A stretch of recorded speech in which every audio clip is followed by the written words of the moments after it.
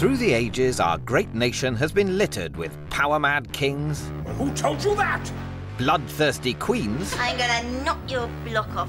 And the odd nutty prince. And in that time, one dastardly dynasty has managed to survive on their wits, craftiness, and the odd cunning plan. A man may fight for many things. His country, his principles, his friends, the glistening tear on the cheek of a golden child. But personally, I'd mud wrestle my own mother for a ton of cash, an amusing clock, and a sack of French porn. Hurrah! It's 25 years since Blackadder burst onto our screens and blew away its comedy rivals. Tonight we're celebrating this monumental, multi-award-winning sitcom in all its magnificent glory. You've really worked out your banter, haven't you? No, not really. This is a different thing. It's spontaneous, and it's called wit. 25 years of Blackadder. First of all, it's very depressing that it's 25 years ago that we started doing it. You know, I do remember whistling on the way to work. It was very good fun to sit in the room and try and make each other laugh. Blackadder was tremendously enjoyable from the point of view of a shared responsibility, the fact that it's not all on your shoulders. I think I just feel lucky, you know. You do your best that you can in your 20s to try and do the thing that you think is funniest. And it's a fluke and a miracle if it turns out that the one that you wrote has lasted. I was nearly 40 when we did the first episode of Blackadder. It transformed my career and my life. You made Baldrick a lord. It made household names of its stars. Tony Robinson has made archaeology cool in the UK. Stephen Fry is now the most well-respected actor, writer and all-round clever clogs on telly today. I've just had another brilliant thought. Hugh Laurie has become one of the most famous faces on American TV with House. And Blackadder himself, Rowan Atkinson, is the most recognisable comedian in the world. It also brought together two of today's most celebrated comedy writers, Ben Elton and Richard Curtis, who've since gone on to conquer the stage and screen. He shot my pigeon! I've only just started watching it again because my kids are sort of 9 and 7 and they're really loving it. And I'm reminded, particularly in terms of the performances, I actually wrote to Stephen the other day about Melchett just because I couldn't believe how, I knew how good it was, but it just was even better.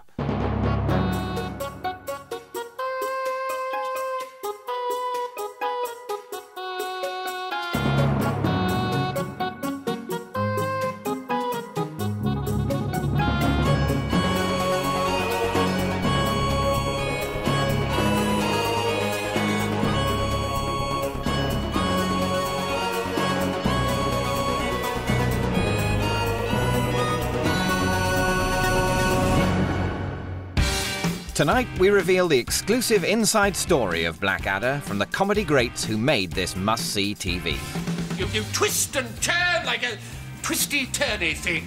I say you're a weedy pigeon, and you can call me Susan if it isn't so. I do remember inventing the line, you twist and turn like a twisty-turny thing.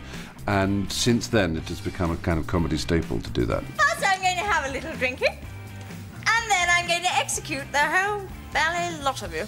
I think I thought of her as somebody with too much too soon. You know, far too young. Lucky us. lucky luck.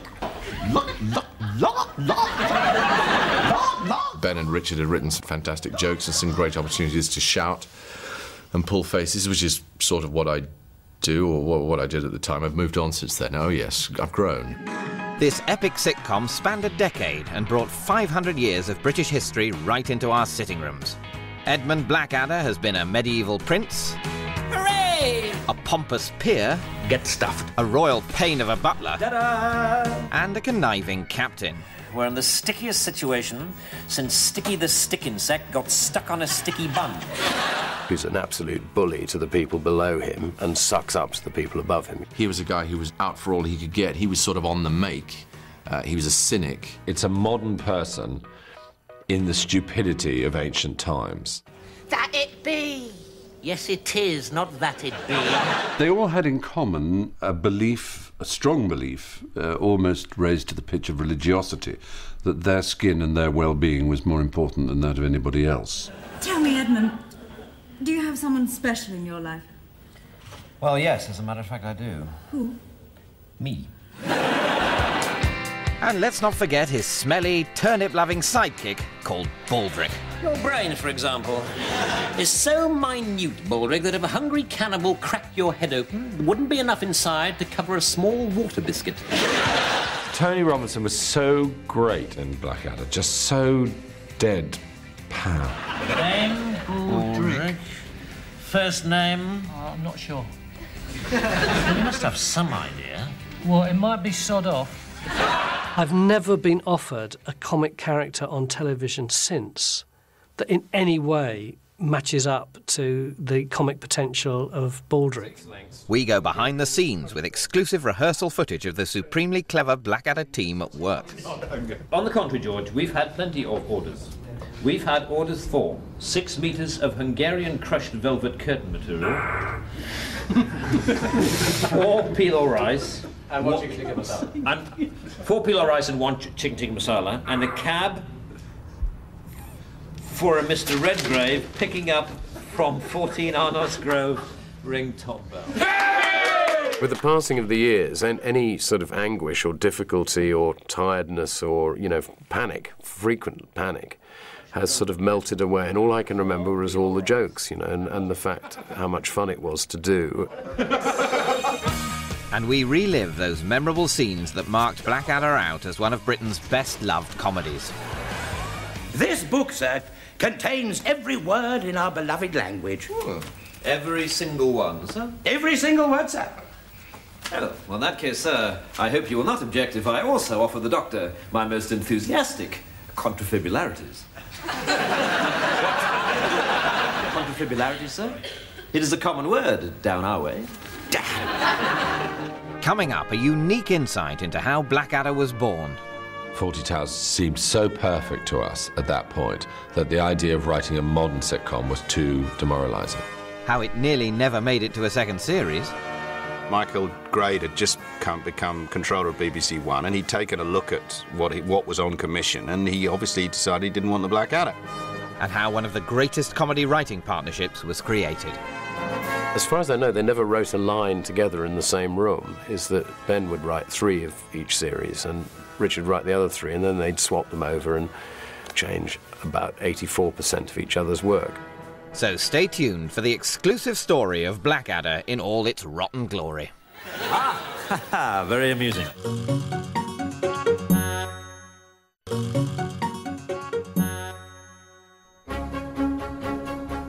"25 years after its debut, Blackadder is now the most successful historical sitcom ever. And this tale of skullduggery began in 1979, when 2 Oxford University students, Richard Curtis and Rowan Atkinson, met. I saw this little advert in a university newspaper saying, we're thinking of getting a comedy review together, meetings at University College at a certain time. So I thought I'd beetle along because I felt as though I had an interest. And Richard was there. He was one of the sort of 6 or 8 of us who used to meet every Thursday evening or something to plan a show, which we then did at the Oxford Playhouse. First time I met Rowan, I thought he was a piece of furniture. He didn't say anything at all for 2 hours. And then the first time I saw him perform, it was instantly clear that he was a real genius. My daughter could not have chosen a more delightful, charming, witty, responsible, wealthy, let's not deny it, well-placed, good-looking, and fertile young man than Martin as her husband. And I therefore ask the question, why the hell did she marry Gerald?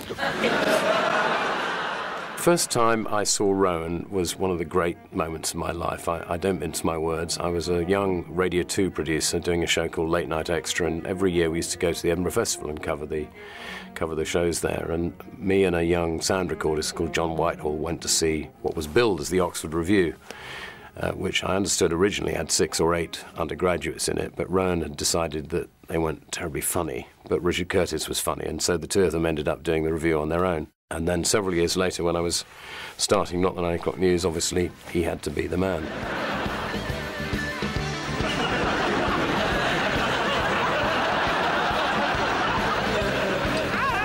His timing is the thing that makes it superb.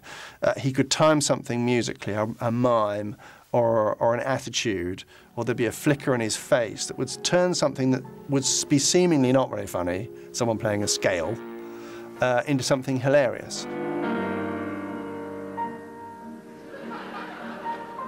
He is the rubber-faced clown that we all used to call him at that time. He has a kind of feline physicality about him, which I've never seen reproduced by any of our other comics. Rowan just creates a whole bizarre, weird world. The comedy performance of the year winner, Mr. Rowan Atkinson. With the 26-year-old's career climbing, Rowan Atkinson, accompanied by Richard Curtis, turned his hand to the British comedy staple of sitcom. The reason we wrote Blackadder was because of Fawlty Towers. Fawlty Towers seemed so perfect to us at that point that the idea of writing a modern sitcom was too demoralising. So the first thing I did was try and write a detective sitcom. I thought it'd be quite fun to do something which had a real plot, where there was a murder or something like that, so it wouldn't be an incident in a domestic situation, but would have some kind of extra dimension to it. I couldn't make that work. And so the next thought to try and avoid this almighty shadow of Fawlty Towers was to do something set back in history. The first script that I saw, King Edmund and His Two Friends, I thought was very soft and a bit sentimental. I couldn't see the point of it, really. My sort of contribution, if I might call it that, was to try and say this should be set in real history, so that you've never heard of Blackadder or Baldrick, but you've heard of all the people around them. So that's why the first series was set in this mythical piece of forgotten history between Richard III and Henry VII. And I think they got the title Blackadder not from Dr. Blackadder, the BBC doctor, as he sometimes likes to claim, but from, I think it was The Black Knight of Falworth, which was a Tony Curtis movie. It was those sort of medieval Hollywood-type movies that seem to have the word black or the colour red, the red badge of courage or whatever, you know, in front of it. And then, God knows where Adder comes from. As I shall be known from now on, the Black Vegetable. My lord, wouldn't something like the Blackadder sound better? No. Wait. I think I have a better idea. What about the Blackadder? Written by Curtis and Atkinson, The Blackadder hit our screens in 1983 and took us back to the bloody and debauched days of 1485 and medieval England to tell the tale of Prince Edmund, the first Blackadder. What's his name? Edmund. Edna! Fight you with us on the morrow? No, I thought I'd fight with the enemy. I remember it being sort of loose. It was kind of big and sprawling. It looked incredibly extravagant. And it was exciting, actually. It was exciting to see people doing anything comic outside an ordinary sitting room with a sofa and 2 chairs. You're not putting him anywhere near me, are you? No, Uncle. He'll be somewhere amongst the rabble. Oh, arrow fodder. Precisely. Yes. What a little turd. One of the pleasures of the very first Blackadder was that it had Peter Cook in it, and that gave it a kind of blessing, as it were, from the original god of this kind of comedy. So to have him dying in the first episode is like a passing on, as it were, of the great comedy tradition. Rowan had to be on his toes quite a lot because Peter wasn't really content with doing the lines as written on the page. He would there was quite a lot of improvisation going on. So Rowan had to get over his shyness quite quickly with Peter. Frankly? Yes? Well, frankly, gosh, you look well. Frankly what? Spit it out, you horrid little scabby reptile. Well, frankly, everyone thought you were dead. Well, frankly, I am. We thought the funniest thing in the first series was Jim Broadbent as the Spanish translator, and I've never worked out why it's so perfect, but I think it's that he misstresses every single word. It's just a sort of astonishing technical feat to get the rhythms of the English language so completely wrong. Edmundo, ¿qué tal es? Now, Edmund, what's he like? Well, I told you, this pudding. No, in la cama. Now, what's he like in bed? Bed. Yeah, well, in bed, he likes hot milk with just a little touch of cinnamon. No. What is he like? Well, it's like a little rabbit, really. I'm embarrassed to say that I had no idea, really, of what a Spanish accent was, so I just came up with this thing, which I suppose is a very bad cod Italian accent, but it seemed to be funny and nobody questioned it. But I'm embarrassed now because I should have done my research. Oh, Mummy, how much I love you. In many ways, the first series was the most ambitious of all the series, in that there was at least 5 minutes of film in every episode. It wasn't shot in front of a live audience. For that reason, I think it should be cherished. Having said that, it was kind of rough and messy, and some things didn't work. The first series was ghastly. I can't think of another word for it. It was really difficult. We were young. We just won a BAFTA for Not the 9 O'Clock News. We really thought we knew what we were doing. And we bit off much too much, far more than we could chew. My memory of it was that it was very, very expansive, and that it had some fantastic things in it, which I remember as being fun in it, but I'm a bit scared to watch whole episodes in case they're not perfect.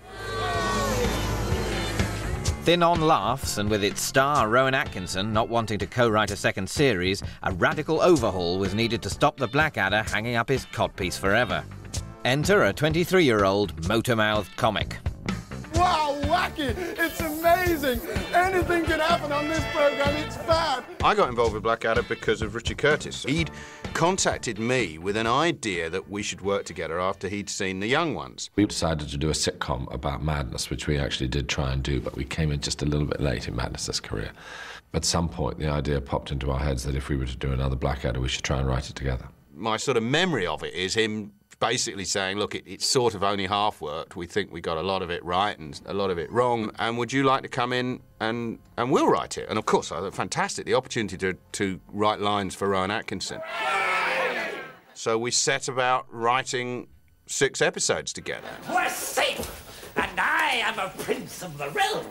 Ben Elton, coming from a completely different direction, a comedy direction, had said, look, the problem with it is there's no focus. There are all these horses and outdoor scenes and castles and guards. You don't want any of that. You just want the people at the centre.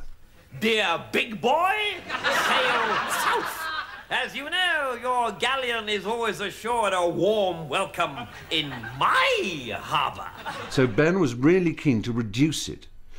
As it happened, what he wanted to do in comic terms also meant that it would have a drastically slashed budget. And at that point, the bombshell dropped. Michael Grade had just become controller of BBC One, and he'd taken a look at what was on commission, and he obviously decided he didn't want the Blackadder.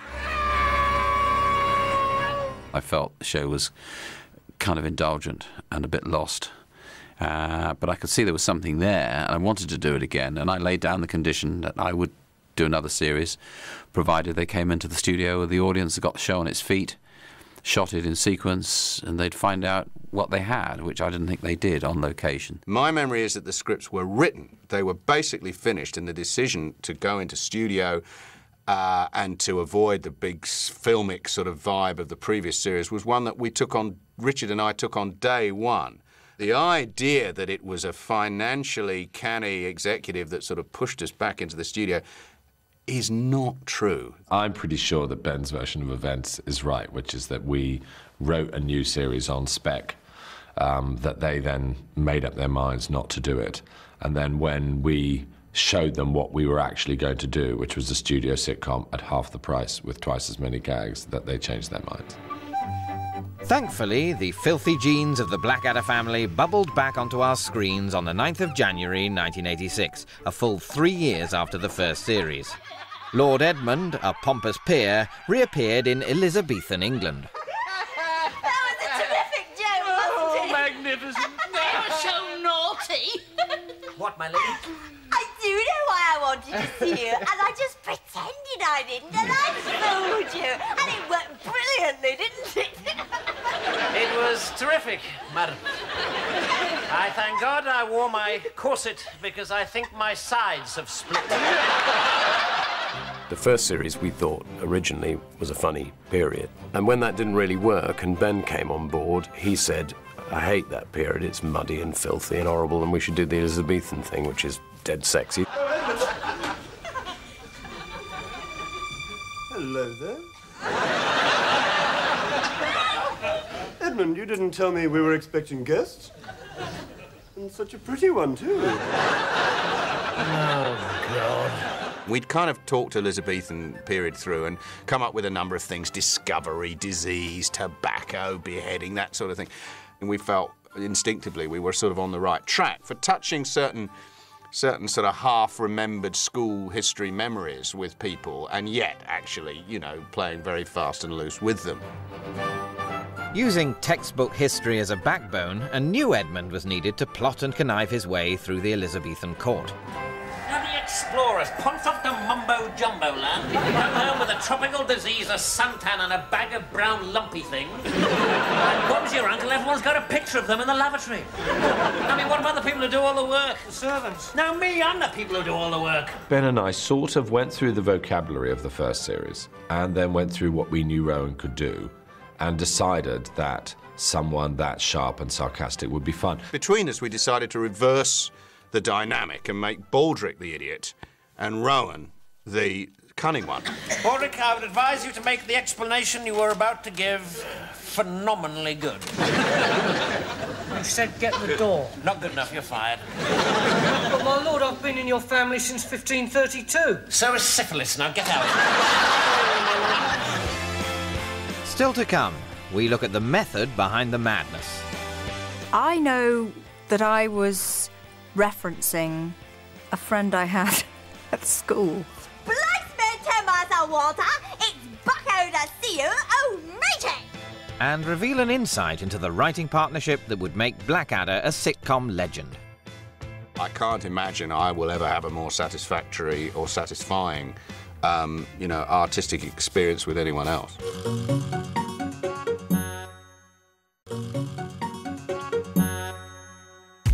He may have started as a snivelling, blithering cretin, but the latest Blackadder descendant was rather more debonair. Farewell! And, don't wait up. Gosh. I think Series 2, Rowan wanted to be handsome. He's the court favourite. He has to be dashing. He's wearing an earring. You know, and he carried it off, I have to say. The moment that Rowan stepped out of the makeup caravan at Wilton House, dressed in all that garb, and all us girls went, oh. Oh, Edmund, you're so naughty. Well, I try, madam. And then 10 minutes later, when I've got my breath back, I try again. Unfortunately for Edmund, he's still saddled with the same brainless servant. If I have 2 beans, and then I add 2 more beans, what do I have? Some beans. Yes and no. Let's try again, shall we? I have 2 beans, then I add 2 more beans. What does that make? A very small casserole. It wasn't until the second series, when Ben Elton joined the writing team, that he had this idea, why don't we turn Baldric into the stupidest, most brain-dead creature that has existed in the whole course of human history? And the clever thing about that is that it meant that Blackadder could be as stupid as the scriptwriters wanted him to be, but there would always be someone who was even more stupid than Blackadder. Do you have a knife? Yeah? Good, because I wish to quickly send off some party invitations, and to make them look particularly tough, I wish to write them in blood. Your blood, to be precise. How much blood will you actually be requiring, my lord? Oh, nothing much. Just a small puddle. Will you be wanting me to cut anything off? An arm or a leg, for instance? Oh, good Lord, no. A little prick should do.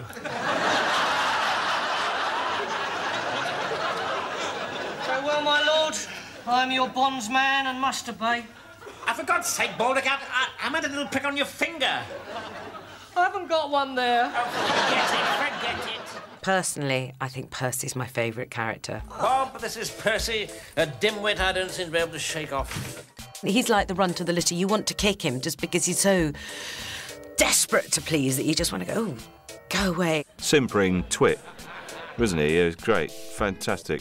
Blackadder, just so pleased with himself. He's just such a prat. I mean, poor love. Edmund, come quickly, the Queen wants to see you. What? I said, Edmund, come quickly, the Queen wants to see you. What are you wearing round your neck? It's my new ruff. You look like a bird who swallowed a plate, Percy. It's the latest fashion, actually, and as a matter of fact, it makes me look rather sexy. To another plate-swallowing bird, perhaps? I remember people asking me at the time whether Percy was actually based on anybody. He just naturally grew out of the writing and the rhythm of the writing. Every time you looked at a page of Richard's writing, it was just there and very clear. I'm very aware of the fact that Percy is Sir Andrew Aguecheek from Twelfth Night. I did a production of Twelfth Night. I used to find that sort of mixture between arrogance and insecurity of Aguecheek very funny. I must say, Edmund, it was jolly nice of you to ask me to share your breakfast before the rigours of the day begin. Well, it is said, Percy, that civilised man seeks out good and intelligent company, so that through learned discourse he may rise above the savage and closer to God. Yes, I'd heard that. Personally, however, I like to start the day with a total head. Remind me I'm best. One of my favourite moments is him trying to get Blackadder out of his financial difficulties and discovering the secret of alchemy. Behold! Percy, it's green. That's right, my lord. Yes, Percy, I don't want to be pedantic or anything, but the colour of gold is gold. That's why it's called gold.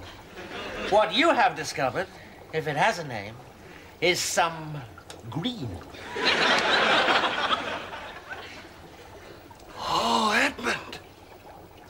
Can it be true that I hold here in my mortal hand a nugget of purest green?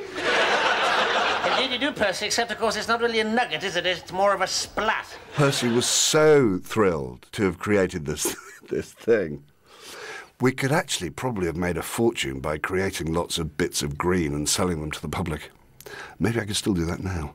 Of course, you know what your great discovery means, don't you, Percy? Perhaps, my lord. That you, Percy, Lord Percy, are an utter Burke. Having two stupid sidekicks was the least of Edmund's worries when facing the threat of losing his head to a rather psychotic queen. She's a killer queen, gunpowder gelatine, dynamite with a laser beam, guaranteed to blow your mind. I only didn't laugh out loud because I was afraid if I did, my head would have fallen off. If you don't start soon, your head will fall off. Glenda Jackson, Helen Mirren, Kate Blanchett, Judi Dench have all played Queen Elizabeth I. None of them played her as well as Miranda Richardson. The essence of caprice in a monarch that she played as the young Queen Elizabeth, it is one of the most joyous experiences of my life, would be standing next to her watching these incredible contortions and writhings and hearing these phenomenal squeaks and squeals and noises come out of this incredible woman. It was really remarkable performance, I think. Do you know what I'm going to do? What? I'm going to go along and find out exactly what happens at these boys' nights. Good idea, Poppet. And I'll wear a cloak with a cowl, so no one will recognise me. Oh, it's another good idea. You're so clever today, you better be careful your foot doesn't fall off. I thought of her as somebody with too much too soon, you know, far too young. And she's just got so much power, you know, she can just, like, snip off somebody's head if she feels a bit moody that day, and, you know, she's a girl. Girls get moody. Grey, I suspect, Majesty. I think you'll find it was orange, Lord Melchett. Grey is more usual, ma'am. Who's Queen? Majesty, there were these magnificent orange elephants. She takes the character and of course, looks terrific in the costume, and then makes the contrast as sharp as possible with the real person. The real person was a fantastic politician and a tremendous figure in British history, no doubt about that. The Elizabethan age, she gave her name to an age. Well, you don't do that by speaking as a 5-year-old child. The other day there was this enormous tree, and I was sitting right on top of it. Ma'am. And then I dreamt once that I was a sausage roll. Majesty. Sorry. So exciting. Don't know what I'm saying. I know that I was referencing a friend I had at school. We'd sort of talk in this sort of silly language to each other and occasionally go into sort of, you know, sort of exacerbated, small girl kind of voice. Just tell me one thing. Is her nose as pretty as mine? Oh, no, Mum. Oh, God. Because otherwise I would have cut it off. And then you'd have had to marry someone without a nose, and that wouldn't be very nice, would it? No, Mum. I mean, imagine her mess when she got a cold. Yuck! She gave a performance of sustained imagination, and she's just so clever. Helping Queenie rule were a sycophantic Lord Chamberlain and a very jolly, podgy nursemaid named Nursey. I had 3 sisters and they were called Donald, Eric and Basil. Then why is your name Nursey? That ain't my real name. Isn't it? No. What is your real name then? Bernard. Suits you, actually. It ought to have been deeply weird, pervy, peculiar, wrong in Queenie's relationship with Nursey, but it instead of making the Queen less dignified, it somehow made her more so. I added just a little kind of colouring. She's an earthy character, and I thought you could have a certain roundness, perhaps to the vowels. Or she'd probably think more of the bowels than the vowels. Tush and fie, my tiddly. You didn't always make such pretty speeches. Oh, Lord. Just with the twinkling of a toe, since you could say nothing but Lizzie go plop, plop. Lizzie go. Put a bang in it, Nancy. It was close-knit, and we knew how one another worked. It was a family of characters and a team of actors who got on extremely well. It's extraordinary how, if you grow a beard, it doesn't really irritate you. But when it's applied, it's absolutely maddening. The Melchett of Series 2 was a rather cowardly, double-dealing political sort of figure who was a flatterer, essentially, a sycophant of the Queen, whom the Queen put up with because a part of the Queen liked having people saying nice things to her. But the other part of her, of course, realised that Melchett was just silly old Melchett. I must profess, madam, I am astonished that Blackadder could possibly have eyes for any other woman than yourself. Good point. Though slightly grovelly. And he was someone to be made fun of by Blackadder. There was a definite rivalry between them. Blackadder would always win in terms of style, but Melchett would always be secure in terms of, you know, political face-saving. Oh, Melty, you really are a beginner. You're not even wearing a pair of comedy breasts. Au contraire, Blackadder. Combining toilet humour and great plot, the newly formed writing team took Blackadder from strength to strength. Richard and I had, I think, the best imaginable writing collaboration. We very quickly evolved a work method that stood with us through all 3 series. As far as I know, they never wrote a line together in the same room. Is that Ben would write 3 of each series and Richard would write the other 3, and then they'd swap them over and change about 84% of each other's work. Basically, it was a relationship based on the handing over of those square computer discs. And the fantastic thing was that you end up morphing into each other. You know, you end up actually trying to write to please the other person. So you might think that I was in charge of plots and history and Ben was in charge of knob gags, but in fact, I used to write jokes to try and make Ben laugh, and Ben used to try and write plots in order to impress me. We had a sort of rule that we would not question the other's edits, i.e. you wouldn't fight for a line that had been cut, which was quite difficult because often Richard would cut stuff I thought was good and vice versa. The theory was you don't tell a joke at dinner and then if no one laughs say, no, but wait a minute, you weren't listening. It was, I've just said something really funny, you just move on. So that was very relaxing, you know, not having to rake back through the stuff you did before. If he'd read it before, if I'd read it before, it was not laughed, it was out. This collaboration, together with Rowan's rather peculiar pronunciation, created one of the most mimicked names of the 2nd series. What do they call you? Kate. Isn't that a bit of a girl's name? Oh, it's short for, Bob. Bob? Yes. Well, Bob, welcome on board. Rowan won't mind me saying that he has in real life a slight and entirely erotically splendid stutter or stammer, I never know quite which is which, and particularly on the letter B, which makes him saying words like Bob very funny. The way that he combats that, as a lot of stutterers do, is to, in his mind, as he comes up to that word that's got the plosive B or P in it, just to visualise it and then say it, so that rather than just say the word Bob, he'll go, Bob. Well, Bob, we're a couple of fine lads together, aren't we? Let's get ratted and talk about girls, eh? B-O-B. It is an absolute joy to hear how much you can get from those 3 letters. But as I say, the O, I think I've known other people who can do better O's.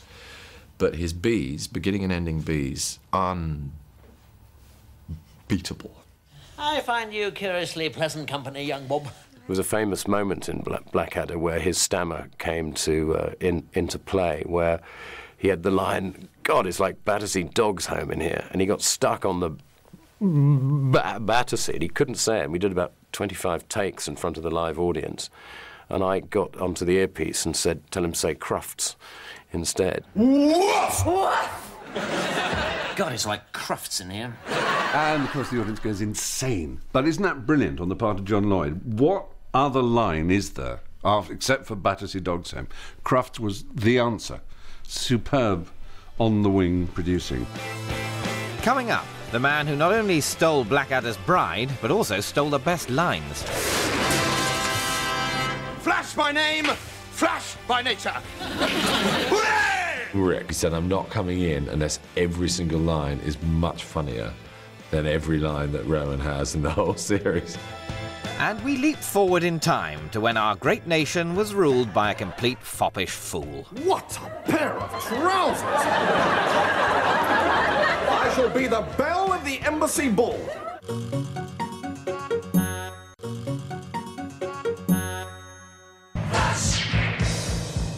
The first series may have been light on laughs, but the latest Blackadder proved to be a rip-roaring success, packed with gags and unforgettable characters, including a scene-stealing performance from this Flash git.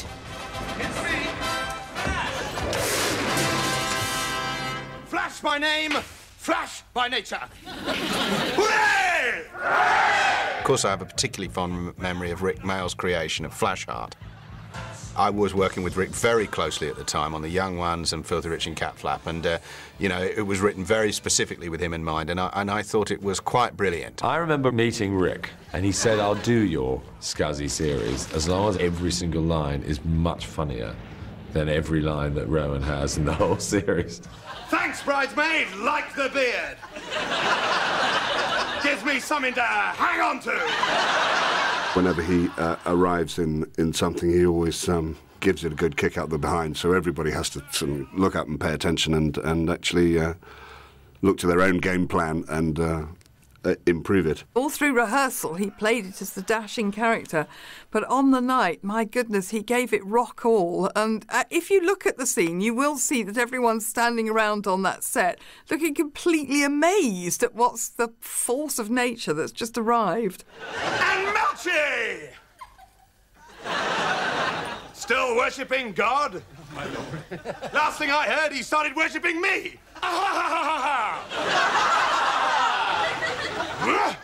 Nursey! I like it, firm and fruity. Am I pleased to see you, or did I just put a canoe in my pocket? Down, boy, down!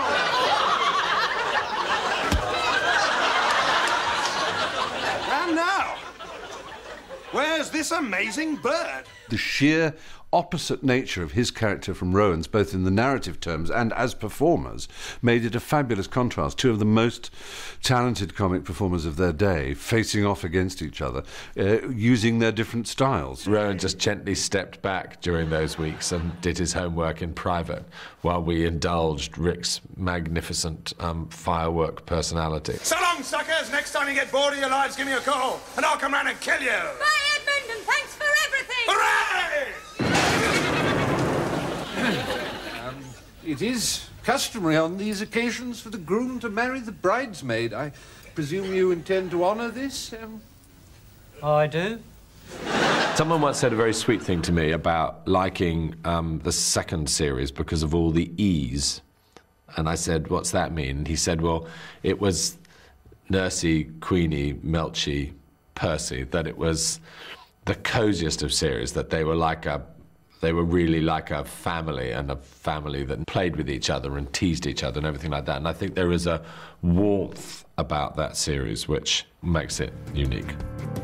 After 6 episodes and with more than 10 million viewers tuning in weekly, the series ended in spectacular style when Hugh Laurie popped up as a mad German prince. I shall return and wreak my revenge! And massacred all of our favourite characters. I won't take much credit for much of Blackadder, but I will take credit for the closing title sequence on the Series 2. We had a day's filming down in Wilson House in Salisbury, and this was his lordship's back garden, and we put the camera back to the window, locked it off, and everyone came up with an idea of what the minstrel could do and what Rowan could do to the minstrel, and it just worked a treat. These credits were accompanied by the now iconic tune created by an old uni mate of Richard and Rowan's. They were fun doing those songs at the end, although my memory is that Richard would give us the lyric about a minute before it had to be recorded. So it was always a bit tense, to be honest, because we were never quite ready to do it.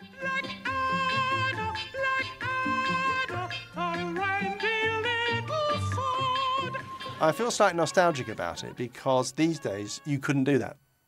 First of all, you're only allowed a tiny amount of time at the end of the programme. And second of all, they're showing you the next programme over the credits and talking over it. So I look back on it rather with sort of familiarity, how nice it was to be able to do that extra gag, bonus gags, during the final credits.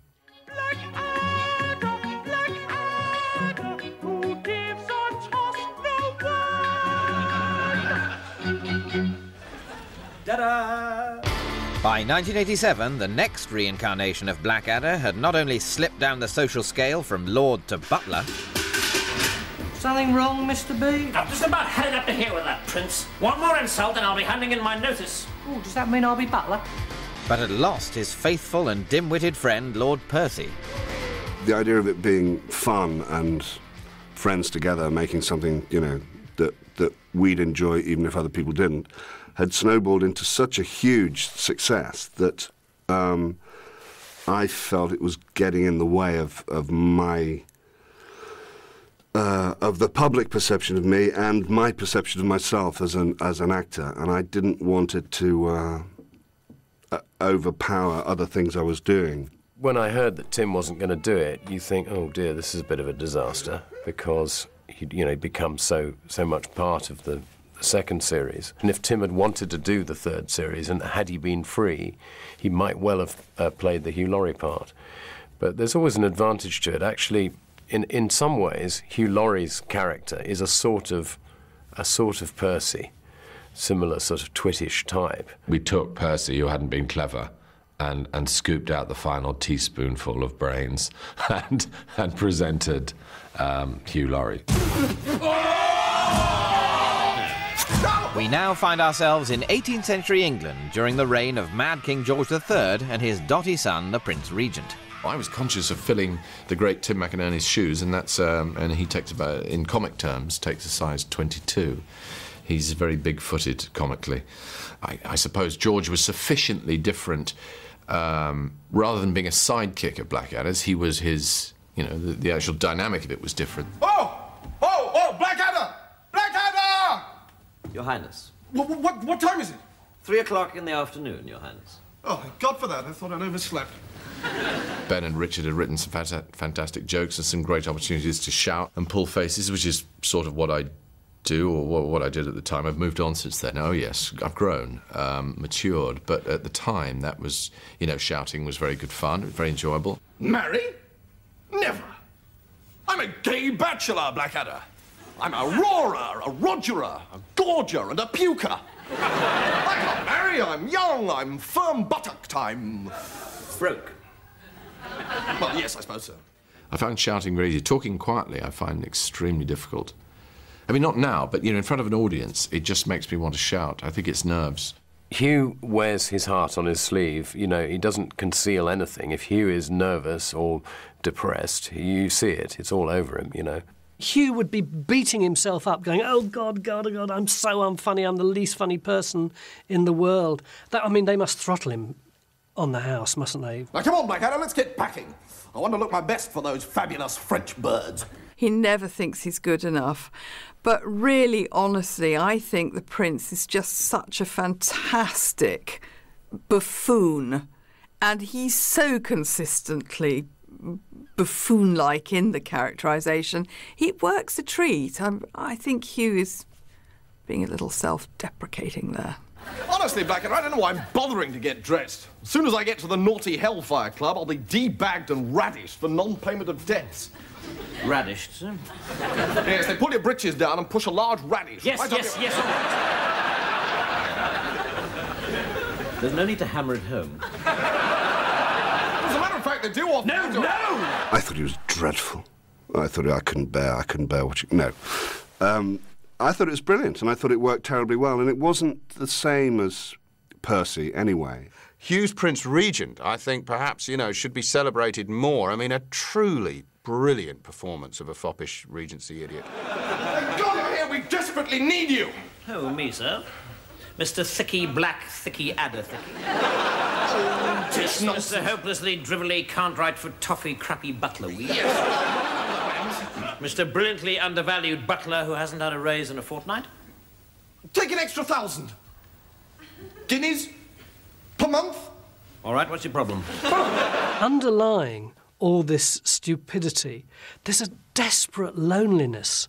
The reason, I think, why he craves Blackadder so much is it's somebody to talk to, and somebody who'll talk to him on a level that won't make him feel too threatened, even though Blackadder is manipulating him shamelessly. It was an absolutely perfect triangle, really, that Blackadder has a cretin as a master and a cretin as a servant, and that he's stuck in a cretinous triangle. You made Baldric a lord? Well, yes. One who has recently done sterling work matching the political machinations of the evil pit. Good old Lord Baldric. It's all right, Blackadder. You don't have to curtsy or anything.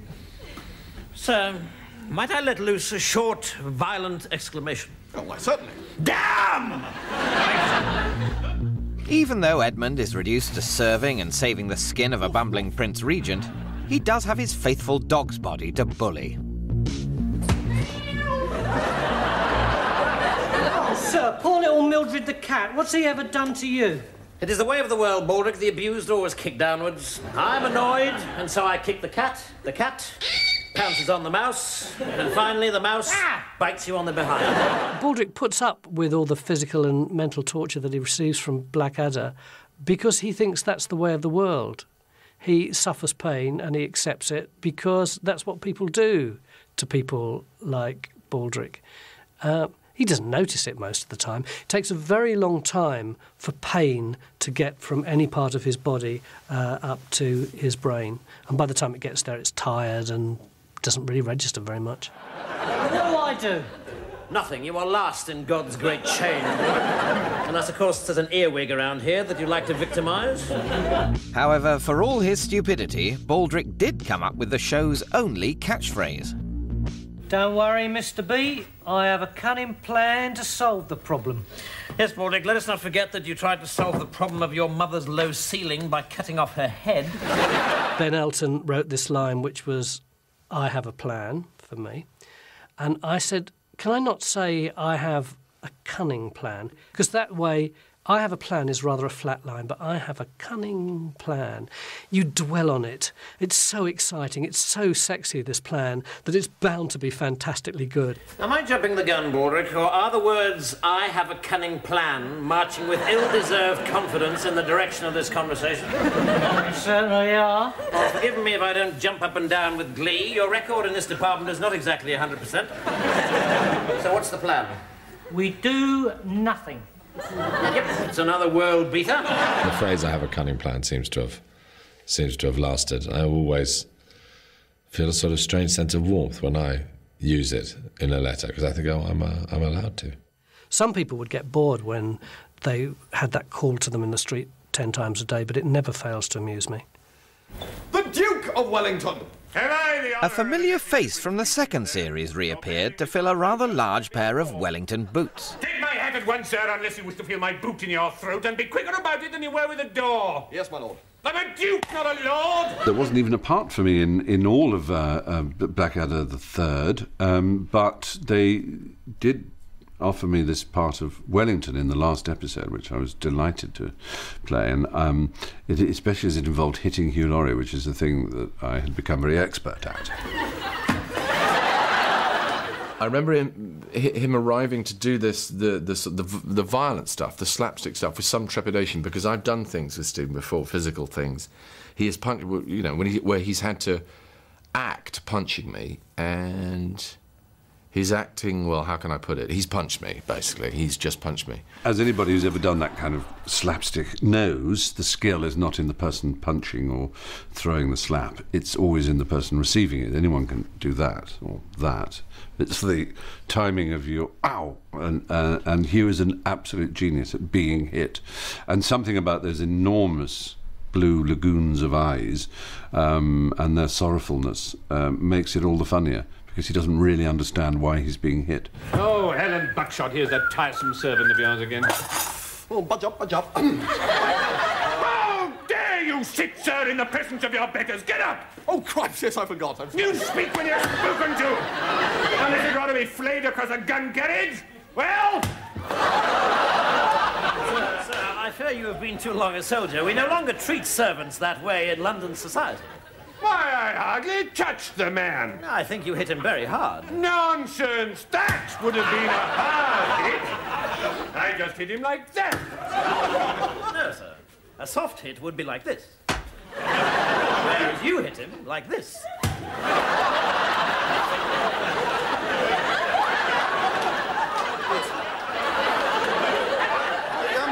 I wonder if I might be excused, Your Highness, Your Highness. Both Rowan and I had a great time punching him in one scene and kicking him and generally yelling at him, shouting at him.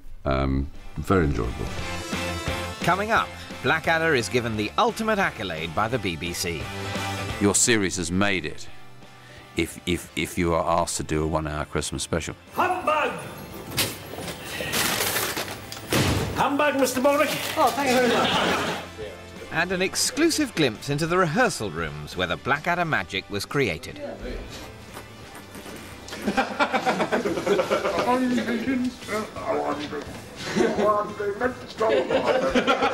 It was very you know, difficult and testing. But the pain in the about it was that it was effective.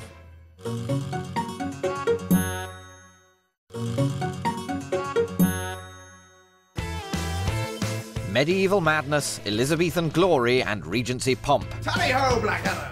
By 1988, Blackadder had wiped the floor with its sitcom rivals as its third series picked up a BAFTA for Best Comedy. Well, hurrah for that! Building on this success, Blackadder's Christmas special delved into Victorian history and saw our anti-hero completely muck up Dickens' classic, A Christmas Carol. There is a sense in which a Christmas special is a kind of accolade. It is a kind of decoration. Your series has made it. If you are asked to do a 1 hour Christmas special, you may not do it, but you just want to be asked to do it. They, in fact, did deliver, which was great. So it was a kind of mark of you've arrived, you've been asked to do a Christmas 1 hour special. That's pretty important. Humbug! Humbug! Humbug, Mr. Baldrick. Oh, thank you very much. The Christmas Blackadder. Again, a brilliant Richard idea. Why don't we play Christmas Carol in reverse? Let's make him start off good and turn horrible. A brilliant plotting idea, and I think we wrote a great script. Baldrick, I want you to take this and go out and buy a turkey so large you'd think its mother had been rogered by an omnibus. I'm going to have a party, and no one's invited but me. Between us, and it really was an ensemble piece, between us we produced, you know, some pretty good bits of comedy. Almost 12 million viewers tuned in to Blackadder's Christmas Carol. What are you doing, Albert? Nothing. Oh, yes, you are, you naughty German sausage. Tell me what you're doing. I just said I'm not doing anything. Really, woman, when you're busy ruling India, you don't tell me what you are doing. So why should I tell you what I am doing when I am busy wrapping up this cushion for your surprise Christmas present? Damn! Now I have only 2 surprise presents for you. Oh, dear Albie, don't worry, I don't mind. Building on the success of my my Spanish Infanta, they thought I could do a German accent. God knows what I did for Albert. It probably wasn't German or any other recognisable accent. I love surprises. Christmas without surprises is like the nuts without a nutcracker. Which is why I have bought you this surprise nutcracker. Damn! Damn! Richard and I share a huge love of history. I know that Stephen and Hugh love history, and John. I'm certain of that.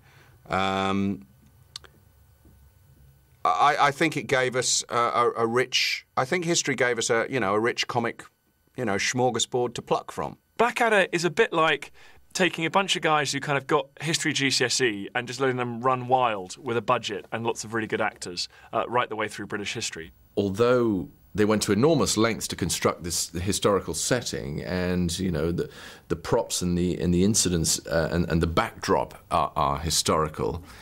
The joke of the whole thing is that the attitudes are the same. The attitudes are contemporary. Some things never change. People never change. But the backdrop changed dramatically for the 4th series when Blackadder moved to modern history and confined itself in the claustrophobic trenches of the First World War. All of those of us who were performing in Blackadder had this ambition that we would do a series which was a genuine situation comedy. In other words, you would just have the characters who were your main characters. They would be trapped in an environment. And in a way, the trenches was the perfect place for that to happen. We wanted a place and a time that could reproduce to a certain extent the claustrophobia and the sordidness of medieval England. And the best way to do that is to set it in the middle of a war. Baldrick, what are you doing out there? I'm carving something on this bullet, sir. What are you carving? I'm carving Baldrick, sir. Why? It's a cunning plan, actually. Of course it is. You see, they say that somewhere there's a bullet with your name on it. Well, I thought if I owned the bullet with my name on it, I'd never get hit by it. Because I won't ever shoot myself. Oh, shame. I was very anxious to do the First World War period. It's a period I'm very interested in and have read a lot about, and both my stepfather served in it on either side, as it happened. From the beginning, Richard and I were absolutely committed to being extremely respectful and aware of the unimaginable human tragedy that the First World War was. Do you know, we did a lot of research. Ben knew it all. I read a few books, and they were interesting, all the books about the First World War, because all the stuff we wanted to write about, which was the sort of the clash of the classes and getting stuck and everything in a small, confined space, were funny. There was a lot of funny stuff, and then you just had the astonishing tragedy at the end.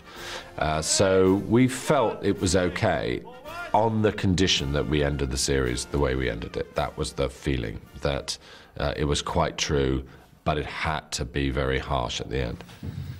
Sir? Yes, Lieutenant? I'm scared, sir. I'm scared too, sir.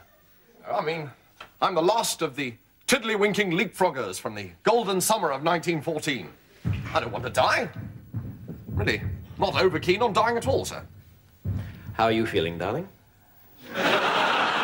There was, as far as I know, no complaints, apart from famously my uncle, was a famous historian and had served in the British Army and had felt very, very committed to Britain and the army as a Jewish refugee from Nazi Germany, and he felt that I was being disrespectful to the British Armed Services, and he very quickly changed his mind. He said, well, it was only one episode and I changed, you know. He actually totally agreed that it was respectful to all. And yes, we had some fun with the old lions led by donkeys idea, but, you know, that's legitimately part of our world experiences as Britons and Europeans, you know, inheriting the memories and the history of our forefathers of the First World War. At this very moment, over 750,000 Germans are leaving the Russian front and coming over here with the express purpose of using my nipples for target practice. There's only one thing for it. I'm going to have to desert, and I'm going to do it right now. Are you leaving us, Blackadder? No, sir. Well, I'm relieved to hear it, because I need you to help me shoot some deserters later on. Throughout it, Blackadder's endlessly trying to find a way of not going to fight. Everybody watching that is sort of with him on that one, understanding why you would not want to go through with that. He was the person that could see the madness all around, whereas everybody else, particularly, you know, Hugh's character there, who was always sort of saying, yes, certain suicide, yes, I'll volunteer, sir. And Baldric was Baldric. He saw the madness in his own trench, let alone what was going on outside and into no man's land. My instincts lead me to deduce that we are at last about to go over the top. Great stotter! You mean the moment's finally arrived for us to give Harry Hunn a darn good British-style thrashing, 6 of the best, trousers down? Are we all going to get killed? Yes. George's sort of happy-go-lucky, home in time for tea attitude was especially tragic. Don't forget your stick, Lieutenant. Rather, sir. Wouldn't want to face a machine gun without this. His ideas about war come from games. George could only see real warfare in those terms. He genuinely was a lamb to the slaughter. Yes, and how are all the boys now? Oh, well, Jocko and the Badger bought it at the first Ypres, unfortunately. Quite a shock, that. I remember Bumfluff's housemaster wrote and told me that Sticky'd been out for a duck, and the Gubber had snitched a parcel sausage end and gone goose over stumps frog side. Meaning? I don't know, sir, but I read in the Times that they'd both been killed. And Bumfluff himself? Copped a packet at Gallipoli with the Aussies. So did Drippy and Strangely Brown. I think the kinship of stupidity between Baldric and George was a very heartwarming one. They were companions on the great road of idiocy. Oh, now, sir, I will not have that. Baldric and I will always be more stupid than you. Isn't that right, Baldric? Stupid, stupid, stupid. Yeah, stupidity, stupidity, stupidity. Stupidest stupids in the whole history of stupidityness. Although written by Richard Curtis and Ben Elton, the scripts were given added comedy value by its cast behind the scenes. One of the great things about Blackadder was he used to go whistling to work because it was so funny in rehearsal. What would happen was just so very, very entertaining, and the rehearsal's often funnier than the show. Every single line in the rehearsal script was challenged. Always Tim or Stephen or Hugh or Rowan would be asking questions of it. How can we make this better? It was really, really rigorous and incredibly frustrating when we could all see that something was wrong. and weren't quite sure how to make it right. I hate to raise this, having worked on it for 3 hours, but do you think it's a very good joke, this Orders Hughes, since you suggested it? Richard took the brunt of that. They would say, well, this isn't funny, this doesn't work, and then rewriting it, or not, or arguing as to why it did work. It was very exasperating because you'd say, you know, actually this scene will work if you act it out.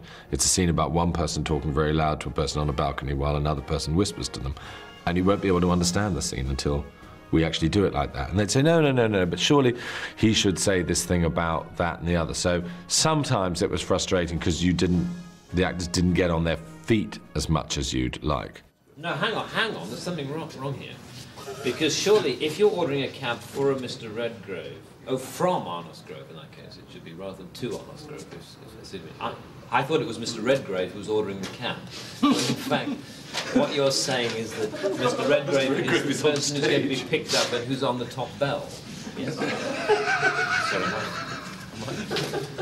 we were working with an extraordinarily creative group of people, and you know, to expect Stephen and Hugh not to, you know, chip in, wouldn't this be a good idea or wouldn't that be a good idea, would be madness. Obviously, the actors had a real part to play. It's a good joke. It's it's just all right. the It's medium good. wasn't It's good. working. All it was the peniscence wasn't quite good. So, because they come right at the end of the word, but an order for 6 lengths of Hungarian crushed velvet curtain material. That's good. You know, it's something. 6 lengths of Hungarian crushed velvet This is after the curtain material in cerise and banana. The legendary coffee scene is an example of the improvisation that we all used to do in the rehearsal rooms, because in the original script, the only line was about the fact that the coffee was made out of mud, and then somebody said, well, why don't you have sugar? Dandruff, and we all giggled like the naughty late adolescents we really were. Baldrick, fix us some coffee, will you? And try to make it taste slightly less like mud this time. Not easy, I'm afraid, Captain. Why is this? Because it is mud. We ran out of coffee 13 months ago. So every time I've drunk your coffee since, I have in fact been drinking hot mud. With sugar. Which, of course, makes all the difference. Well, it would do if we had any sugar, but unfortunately we ran out New Year's Eve 1915. Since when, I've been using sugar substitute. Which is? Dandruff. Brilliant. Still, I could add some milk this time. Well, saliva. No. It was very, difficult and testing, but the pain in the about it was that it was effective. On the contrary, George, we've had plenty of orders. We've had orders for 6 metres of Hungarian crushed velvet curtain material, 4 rock salmon and a ha'porth of chips, and a cab for a Mr. Redgrave picking up from 14 Arnos Grove, ring top bell. One of the examples of how everyone would join in with ideas and suggestions would be in those long Baldrick or Blackadder similes of sort of, Baldrick, you are as much use as a, and then you could go on for ages. We're in the stickiest situation since Sticky the stick insect got stuck on a sticky bun. The more these things got laughs in front of the audience, the more it got ridiculously overblown. It was an area where real creative madness could go on. And then it was the trick of trying to find which were the best little aspects of that simile and pull it back so it wasn't overweighted. Baldrick! Captain B! This is a crisis. A large crisis. In fact, if you've got a moment, it's a 12-storey crisis with a magnificent entrance hall, carpeting throughout, 24-hour porterage, and an enormous sign on the roof saying, "This is a large crisis." I remember saying to Hugh and to Rowan and to John Lloyd, I said, what will happen in 6 months' time when a taxi driver says to you, oh, those Blackadders, I bet they're fun to make, aren't they? Will you go, yes, oh, marvellous fun? And they all said, no, we'll be honest and say they're hell. They're absolute hell. Wobble. Still to come, we reveal how these barking mad characters were created. It was done as much as anything to amuse Rowan and Hugh, to this rather bizarre way of speaking, and of barking. and how Britain's smelliest underdog became a national hero. The healthy humour of the honest Tommy. Somebody once told me that more than half the regimental goats in the British Army are now called Baldric.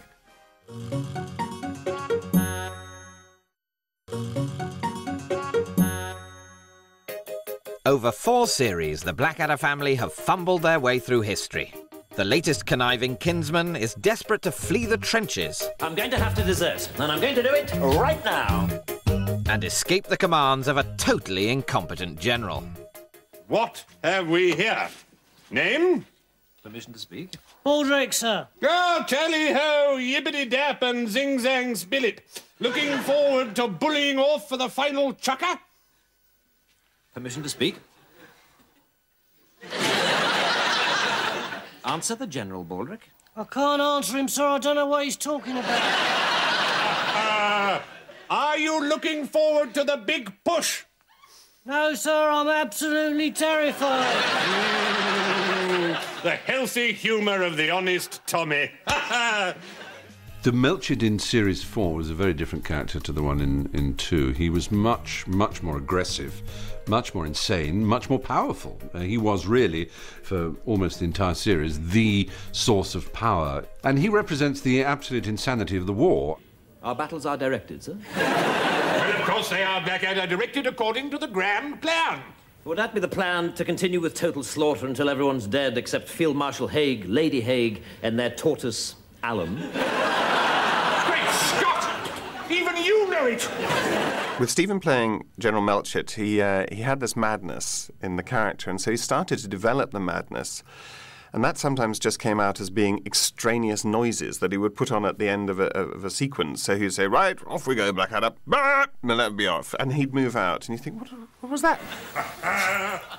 And it was done as much as anything to amuse Rowan Hugh, to this rather bizarre way of speaking, and of barking, so that you knew he was coming just because you heard a meh noise somewhere in the background. Ah, Blackadder, so you escaped. Yes, sir. Bravo. Don't slouch, darling. I was wondering whether, having been tortured by the most vicious sadist of the German army, I might be allowed a week's leave to recuperate, sir. Excellent idea. Your commanding officer would have to be stark raving mad to refuse you. Well, you are my commanding officer. Well? Can I have a week's leave to recuperate, sir? Certainly not. Thank you, sir. One of the things I gave him, this sounds like ridiculous, but was the idea that he had piles, so that every time I sat down, it was going, ah! Right! Oh! And I would try and make Rowan laugh by sometimes sitting down like that and going, like that, and only Rowan knew it's because I had these apparent piles. Oh! So, any news of the spy, Blackadder? Yes, sir. Excellent. The Germans seem to know every move we make. I had a letter from Jerry yesterday. It said, isn't it about time you changed your shirts, Walrus Face? Even though we, of course, were the same age or very often older than the characters we were playing, slightly older, Stephen seemed to be more like more like Melchett than the real Melchett ever could be. He just physically carried off that sort of wine-soaked, barking fascist more convincingly than a real wine-soaked barking fascist could ever do. The court is now in session. General Sir Anthony Cecil Hogmanay Melchett in the chair. The case before us is that of the Crown versus Captain Edmund Blackadder, the Flanders pigeon murderer. My favourite episode was probably the court-martial episode, Corporal Punishment, for all kinds of reasons.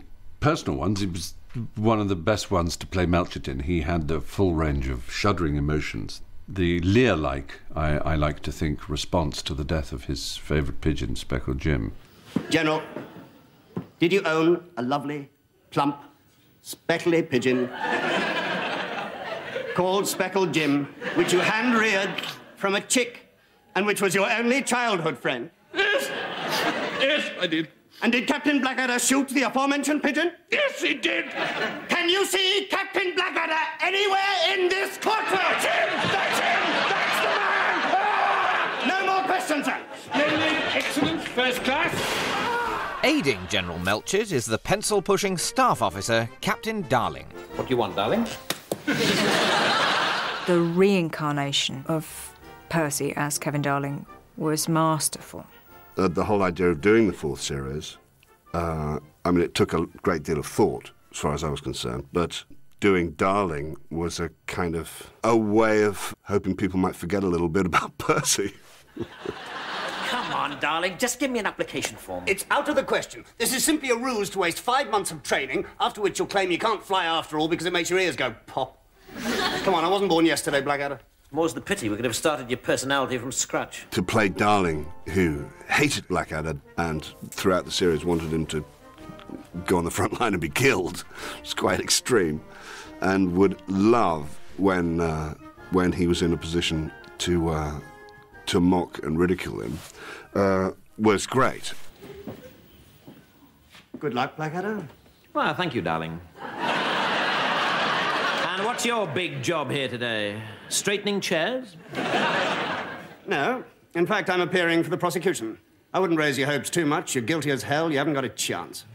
Why, thank you, darling. And I hope your mother dies in a freak yachting accident. One thing I always give credit for is, as far as I recall, it was Stephen who came up with the name Darling, which I think is one of the truly great Blackadder jokes. Next to me, darling. Thank you, sir. I can remember the very first read-through of the first episode of the last series, Blackadder 4. Tim was a bit distressed because his character seemed to be nothing. He was called Cartwright, and I suggested, in a rare moment of brilliance, that maybe he should have a name that was a constant torment to him. For the next 3 days, his name was changed to Darling, and we all, fell about. How dare you, darling?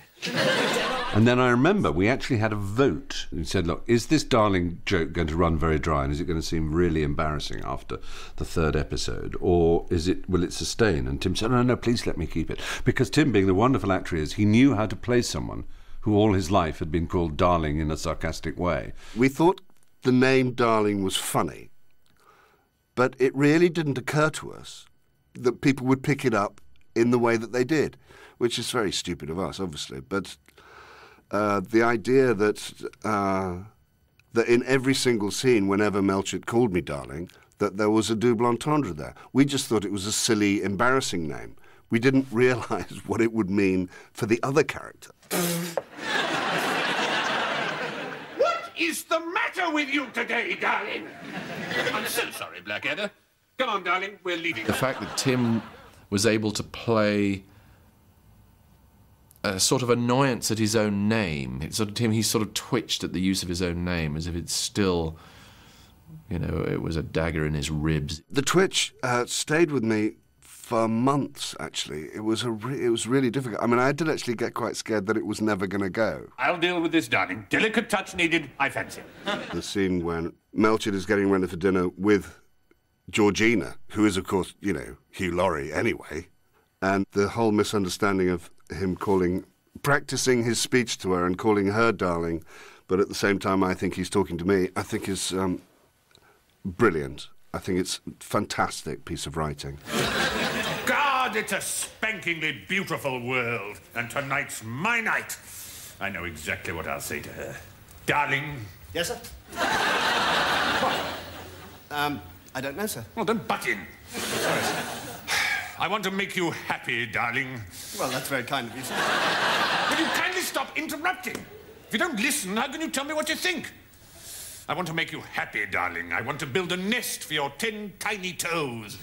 I want to cover every inch of your gorgeous body in pepper and then sneeze all over you. Really, sir?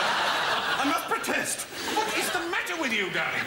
Well, it's just all so sudden, sir. I mean, the nest bit's fine, but the pepper business is definitely out. How dare you tell me how I may or may not treat my beloved Georgina? Georgina? Yes. I'm working out what I want to say to her this evening. Oh, yes. Of course. Thank God. All right? Yes, sir. Listening, sir. Honestly, darling, you really are the most graceless, dim-witted bumpkin I ever met.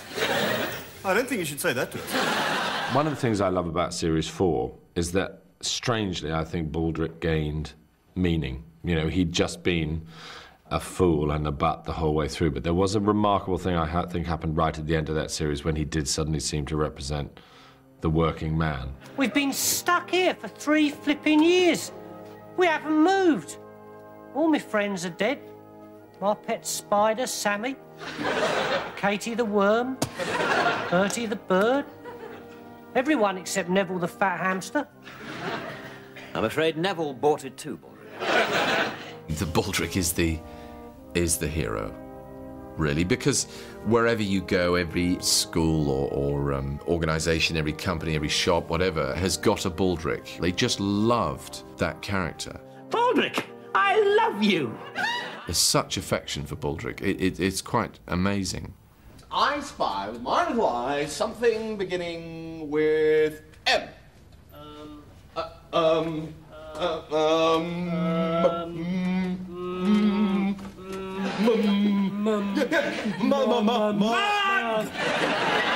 I say, well done, sir. Your turn.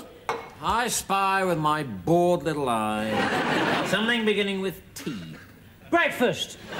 What? My breakfast always begins with tea. Then I have a little sausage. Then an egg with some little soldiers. I think Baldric has got stupider and stupider as the centuries have gone on. In the first series, he was actually the brightest out of Baldric, Percy and Blackadder. And then he got a bit stupider, and now he's terminally stupid. Right, my turn again. What starts with come here and ends with ow? Don't know. Come here.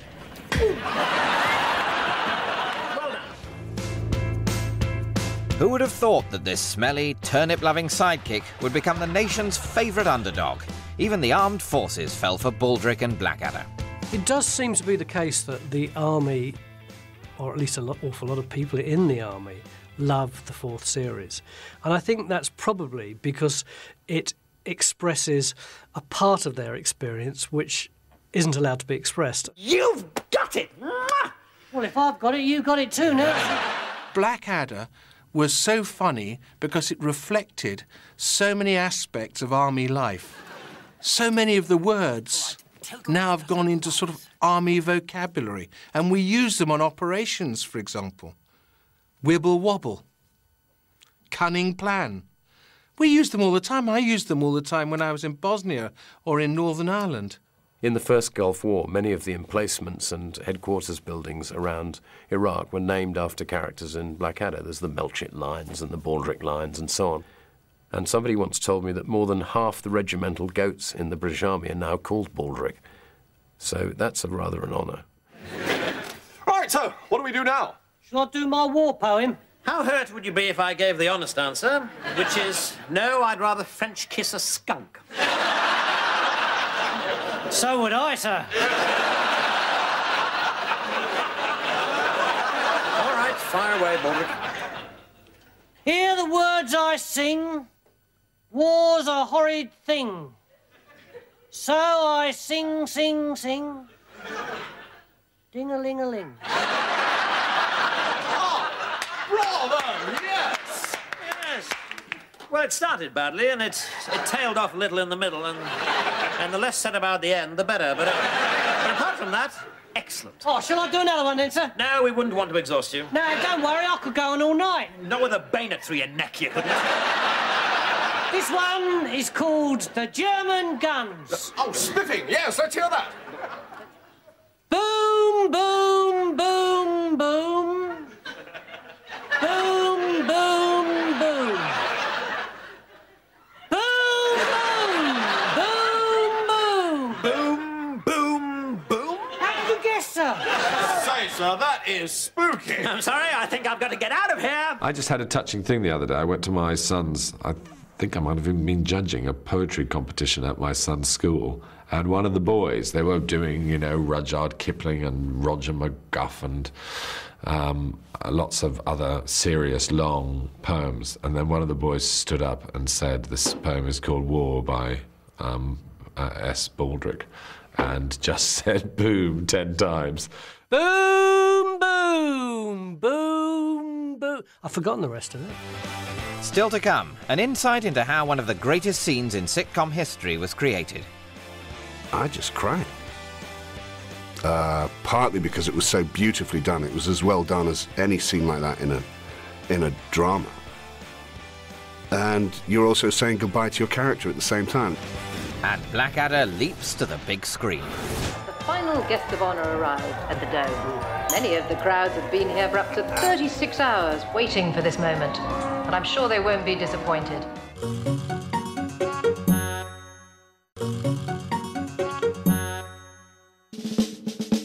This multi-award-winning sitcom produced some of the best-loved moments in comedy. I want to be remembered when I'm dead. I want books written about me. I want songs sung about me.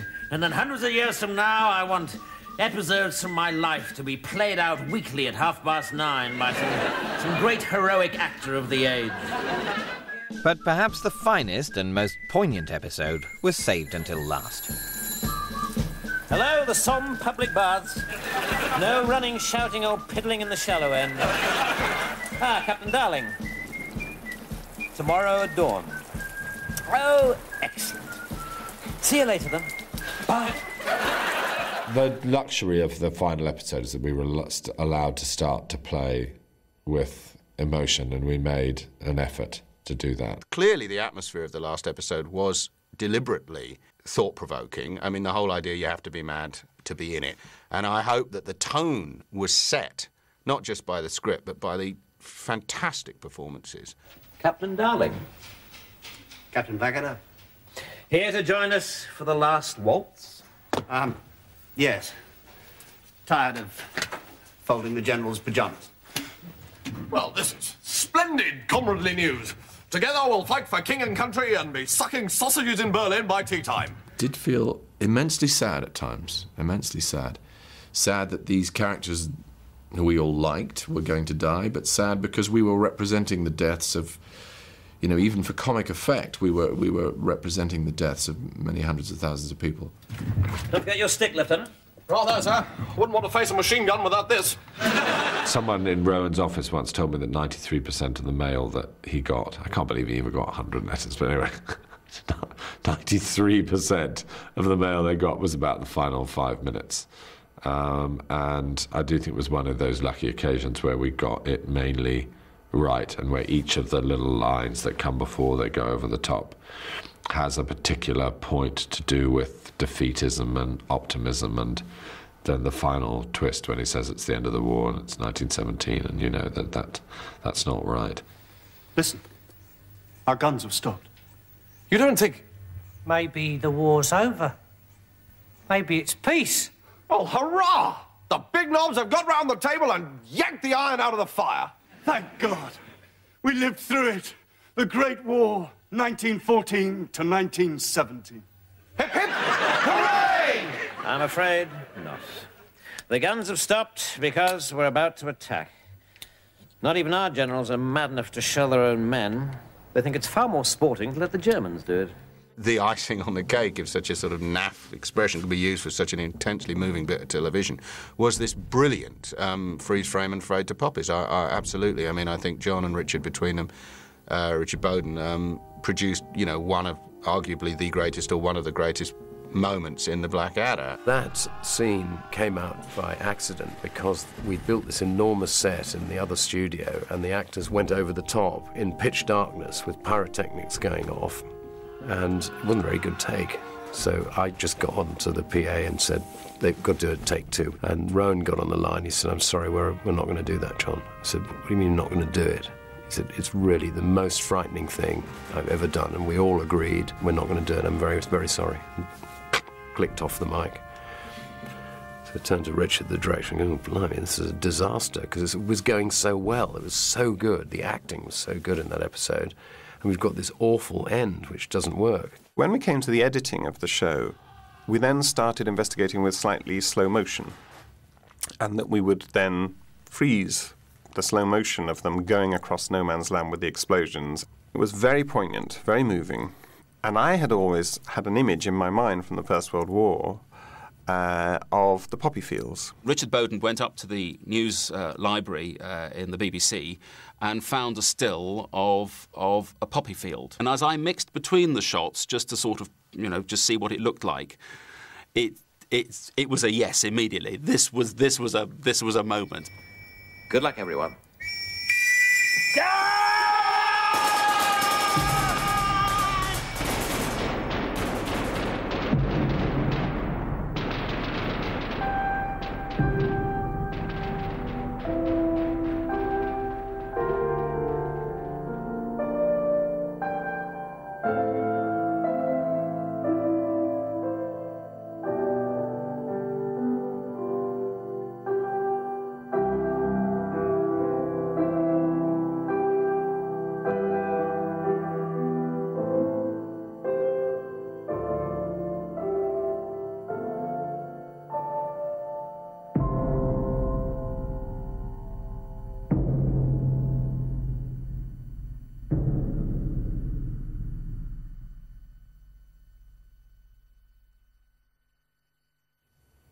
I just cried.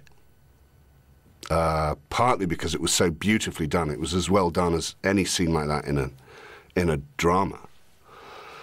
And you're also saying goodbye to your character at the same time. It's a very odd feeling. I thought it was absolutely brilliantly done. And I thought it was kind of groundbreaking for comedy. I think it was always the idea that that last episode would be this kind of tragic thing with all the colour draining out of it slowly. But I don't think we ever decided it would be the last series. And I suppose in many ways we still haven't decided. These final moments helped bag Blackadder 2 BAFTAs for Best Comedy and Best Performance by Atkinson. And apart from a short Millennium film shown exclusively at the Dome, a 5th series is yet to be made. Look, lads! We've captured Lord Blackadder! The possibilities for Blackadder going, further back into the past or into the future or to other continents, I mean, there were always possibilities because Richard Curtis and Ben Elton are immensely talented writers, and they could make, an awful lot of different kinds of things work. There was a great idea that was around at one time, which was that it would be a 1960s Blackadder with Rowan as the bastard son of Queen Elizabeth. But he's also a loose, swinging 60s type who hangs around in the King's Road. And he's got this rock band with a drummer with no hair in it called Bald Rick. I would love us to do that. We once thought of doing one set in a university, and everybody would be there as dons, and they would just hate all the students. So I think that we might, do one when we're old. But Tony Robinson is so old now. I mean, he's in his early 80s now, that I'm not sure he'll be alive when we want to go back to work. I have a cunning plan. Oh, Baldrick! Helping to popularise the Robin-reliant van and bring in the words lovely and jubbly into the English language. Next on GOLD, we have an afternoon of the hugely influential Only Fools and Horses.